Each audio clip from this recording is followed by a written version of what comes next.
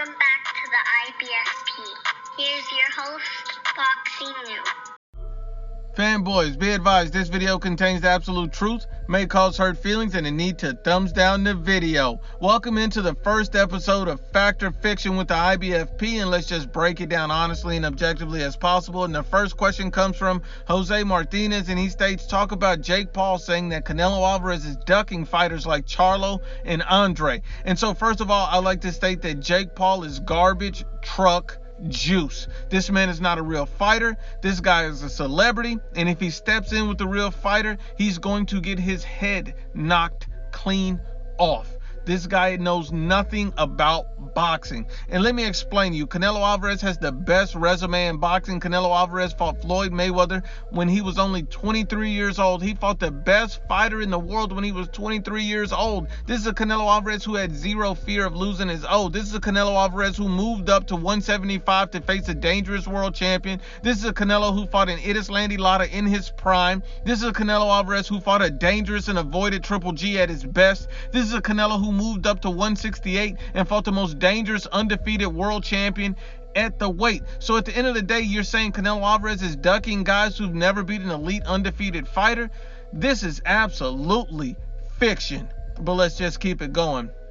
The next one comes from the Rap Vault, and he said, talk about Ego, Akai, Dante, and other channels that are black supremacists are lying to their audience about their biased favorite fighters. Expose them for what they are.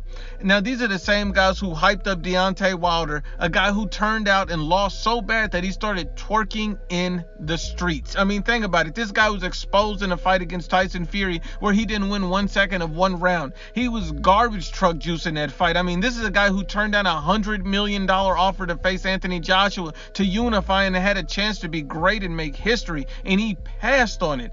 I mean, look at it like this. This guy has no skills. He doesn't train. He creates conspiracy theories in his head when he loses, and this guy's resume is absolute trash. So at the end of the day, they hyped this guy up and said that he was the face of boxing. They hyped up this guy and said he's the most dangerous fighter in the world. See, at the end of the day, all of these guys are promoting a race-based narrative, and they're starting the cycle all over again with fighters like Devin Haney, Gervonta Tank Davis, Demetrius Andre, Jamal Charlo. That's all these guys do. They cater to an audience and promote narratives.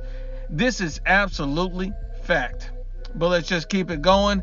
The next one comes from IBK Akai, and he states, why is Teofimo Lopez not following in Canelo Alvarez's footsteps by dumping the useless French fry belt in the trash? He's too scared of Devin Haney.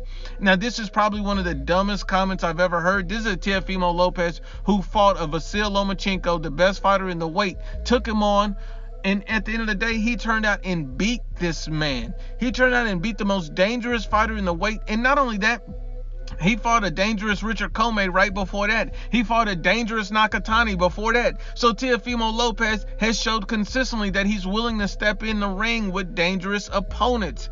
And you know, that just shows you that this man is fearless. And so to say that he's fearing a Devin Haney, Devin Pillow Fist Haney, that is a fanboy narrative. He's not ducking this man. I mean, think about it like this. Devin Haney stated he wanted to make a statement with a wash fighter in Yuri Yorkis Gamboa, and he went to a 12-round decision. How do you make a statement with a wash fighter? The statement is you don't want to fight anybody good. This man is garbage truck juice. This is absolute fiction. But let's keep it going. The next one comes from FX Clippers, and he states Tyson Fury has no resume, a real hype job. I'll put it like this. Tyson Fury's resume is hot garbage on wheat. You're absolutely right. I mean, this is a guy who fought Deontay Wilder, who's in hype job, and the rest of his resume is absolute garbage on wheat. He did fight Vladimir Klitschko, but refused to give him a rematch. Before the fight, you know, this guy had popped dirty for a PED, and he was never VADA tested for the Klitschko fight. His erratic behavior after the Klitschko fight and refusing to take the fight, refusing to face this man in a rematch, just proves more of the point that this guy was probably hot on PEDs when he fought Klitschko. At the end of the day, Tyson Fury's resume is garbage truck juice on wheat. This is a guy who struggled with bums, who got caught with bums, who got dropped by bums, who got outboxed at times by bums. But people are hyping this man up like he's some god. This is an absolute fact. Let's just keep it going. The next one comes from Benji Styles, and he states, ever since David Benavidez lost his title on the scale, he sounds so bitter in every interview he gives out. This is an absolute fact. And the reason why is because David Benavidez realized that he blew his opportunity at greatness, at facing Canelo Alvarez, getting a chance at Canelo, getting a chance at a massive payday, simply due to his own ignorance, due to his own stupidity, due to his own greediness. I mean, this man couldn't put down the chips in queso, and that's why he's not getting an opportunity. Nobody's being ducked, no one's running, but David Benavidez blew his opportunity at all this. No one else did this. He did this, and he's slapping himself for it. But let's just keep it going.